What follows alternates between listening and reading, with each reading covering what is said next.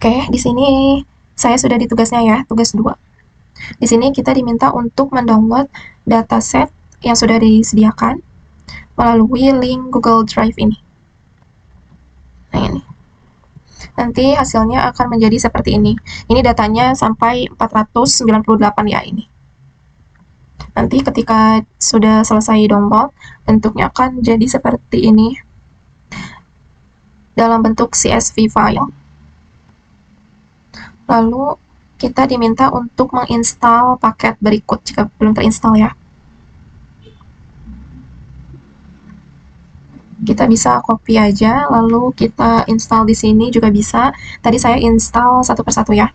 Saya belum coba sih kalau langsung barengan seperti ini.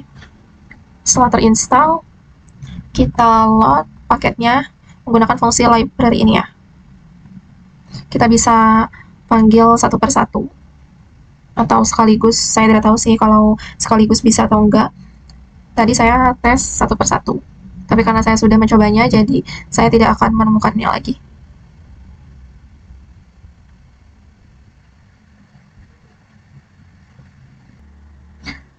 Oke, ini informasi dari tugas tutorial keduanya ya. Lalu kita melakukan panggilan data ya. Oke, pertama kita lihat dulu, lihat properties di data pendapatan ini ya. Di data pendapatan CSV ini. Ini saya taruh di folder tugas 2 AVD. Nah, location file ini kita copy ya.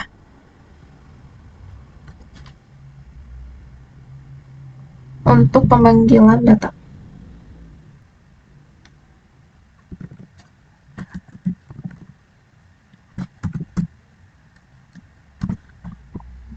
Oke, lalu kita masukkan lokasi yang tadi.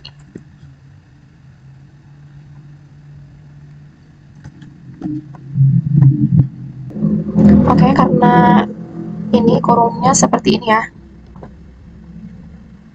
Nah, kurungnya kan seperti ini, garis miringnya. Kita ganti jadi sebaliknya.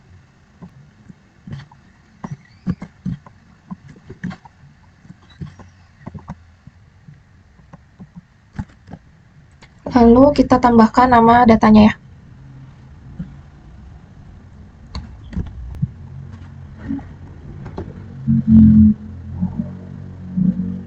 Nah, nama data ini.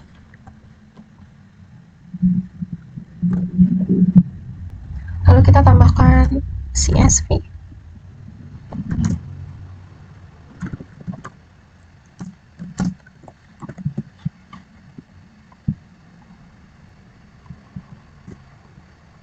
Oke, sudah masuk ya datanya. Ini data yang ada di sini ya, yang sudah kita download di Google Drive. Lalu kita lihat datanya. Langsung ditulis view.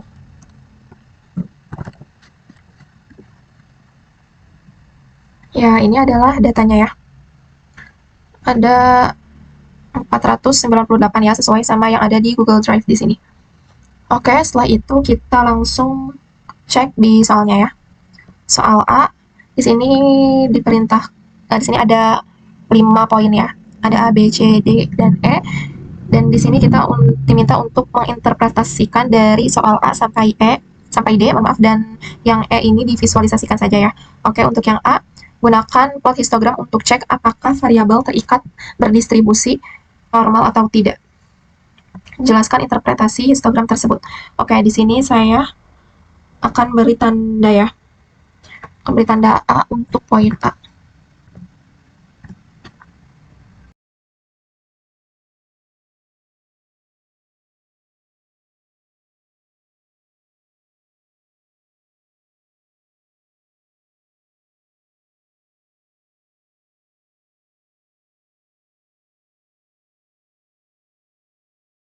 Oke, sudah selesai ya perintah fungsinya.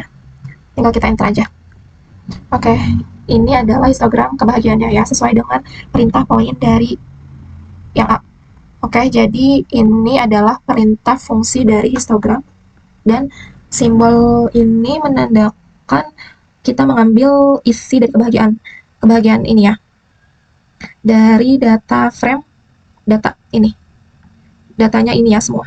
Kita mengambil isi dari kebahagiaan ini dari data keseluruhan. Oke, di sini mainnya histogram kebahagiaan ini ya. Lalu X lab tingkat kebahagiaan yang ini semakin besar semakin bahagia. Lalu Y lab atau Y lab frekuensi yang ini, dan call ini color warna pink ya, saya pilihnya border black. Border ini bagian ini ya, sisinya, bagian garis luarnya ini warna hitam. Oke, melihat dari sini rata-rata kebahagiaan individu berada pada tingkat 2 dan 5 ya, dari sini sampai sini, dan puncaknya ada di 4 ini paling tinggi. Dari histogram ini kita bisa melihat bahwa mayoritas responden ini berada pada tingkat kebahagiaan sedang hingga tinggi ya. Sementara itu ada juga tingkat kebahagiaan rendah namun tidak sebanyak yang di kurva tengah ini ya. Ada juga yang paling bahagia tapi tidak sebanyak yang di tengah ini tingkat kebahagiaannya ya. Artinya ini seimbang. Oke, sepertinya sudah cukup ya untuk poin yang A. Oke, selanjutnya kita yang ke B ya. Untuk yang B, gunakan scatter plot untuk cek apakah variabel terikat dan bebas memiliki hubungan linear. Lalu interpretasikan hasil grafik tersebut. Oke, jadi langsung aja.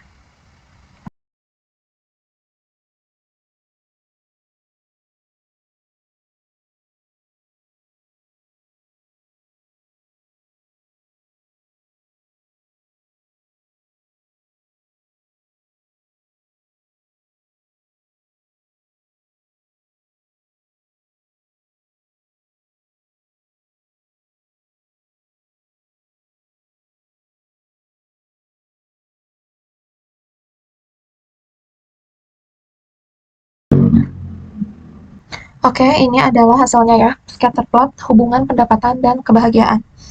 Di sini perintah fungsinya plot untuk membuat scatter plot, lalu sama seperti ini ya.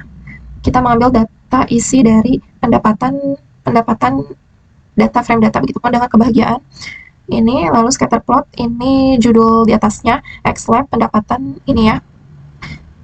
X horizontalnya, lalu ya labnya kebahagiaan yang ini. Warnanya saya pilih warna light blue, titik-titiknya saya pilih warna light blue, lalu pitch-nya plot karakter 19. Ini bentuknya seperti ini ya, 19, seperti lingkaran ini. Line ini untuk menambahkan garis ini ya, yang dari ini nih. Yang dari ini kiri bawah ke kanan atas. Untuk LM adalah linear model, membuat regresi linear dari ini ya. Lalu warnanya hitam, warna garisnya hitam ya. Lalu LWD ini adalah line width, jadi ketebalannya ya. Kalau satu itu garisnya akan tipis, kalau dua ini agak tebal ya, kayak gini. Kalau angkanya makin besar, 3 ke atas, itu makin tebal. Oke, di scatter plot ini menunjukkan hubungan dari pendapatan dan kebahagiaan. Di sini terlihat semakin tinggi pendapatan dengan angka 2, 3, 4, 5, 6, 7 ini semakin tinggi, maka semakin tinggi juga kebahagiaan dari responden. Lalu didukung juga oleh garis regresi hitam ini yang memiliki kemiringan positif ya, yang artinya menandakan bahwa peningkatan pendapatan ini cenderung diikuti dengan peningkatan kebahagiaan. Jadi ini berhubungan. Oke, jadi untuk poin B udah cukup ya. Oke, sekarang kita lanjut ke poin yang C. Lakukan regresi linear sederhana dan jelaskan hasil regresi tersebut. Oke, langsung aja.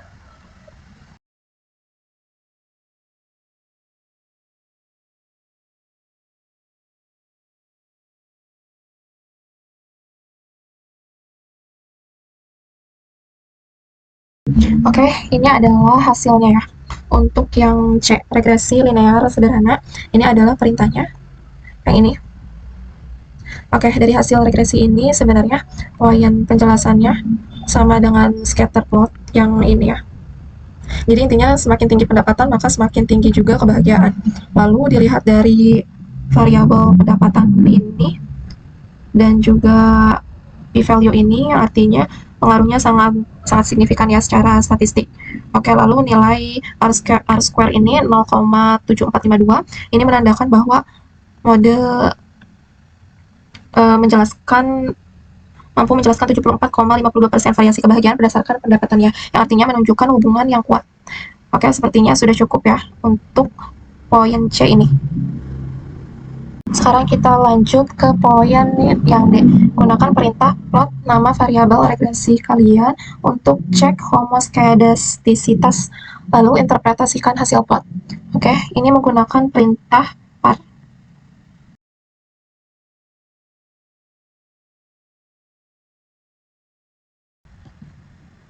Nah, oke, sudah selesai ya. Tinggal kita lihat aja di sini. Ini adalah hasilnya ya. Jadi par ini digunakan untuk mengatur tampilan parameter grafik. Lalu mfrow ini digunakan untuk menentukan jumlah panel dalam satu plot. Karena di sini angkanya adalah 2,2, maka jumlah panelnya adalah 4 ya. Karena 2 ini 2 baris dan 2 kolom. Oke, berdasarkan grafik residuals versus fitted ini dan scale location, pola sebarannya terlihat menyebar acak ya, menyebar secara acak. Di sini terlihat ke arah horizontal tapi tidak menentukan bentuk tertentu ya, seperti mengerucut atau melebar. Itu artinya menunjukkan bahwa residuals cenderung konstan, sehingga asumsi homoskedastisitas ini terpenuhi ya.